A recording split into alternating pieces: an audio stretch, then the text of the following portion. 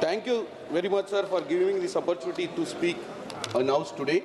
In regard to the finance for the Musi Riverfront Development Project in Hyderabad.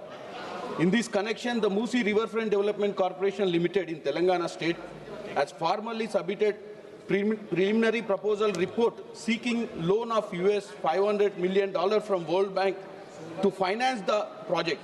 This report has been forwarded to the Ministry and Niti Aayog for this review, input and comments, sir.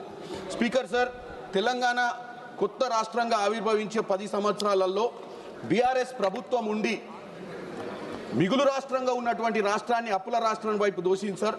అప్పుడు కూడా BJP ఇక్కడ ఉంది sir, కానీ అక్కడ దోచుకుంటున్న ఆ రోజు ఏ రోజు కూడా ఆపే ప్రయత్నం చేయలేదు సార్. నిన్న మంత్రివర్యులు మాట్లాడుతూ ఎందుకంటే మా దగ్గర చాలా కష్టాలు ఉన్నాయి, RRR, Musi regeneration, metro phase 2 లాంటి ప్రాజెక్టు తీసుకోవాల్సిన అవసరం ఉంది సార్, దీనికి 80% సపోర్ట్ చేయాల్సింది పోయి నిన్న మంత్రివర్యులు మాట్లాడుతూ గతంలో దోచుకుంటుర్రు అన్నారు తప్ప sir 1 minute sir, I'm concluding, గతంలో దోచుకుంటుర్రు అని చెప్పారు తప్ప ఏ రోజు కూడా వీళ్ళు నిమ్మకు నీరెత్తి నెట్టేవారు సార్. ఈ రోజన్నా మినిస్టర్లు సహకరించాలని కోరుకుంటున్నాను సార్.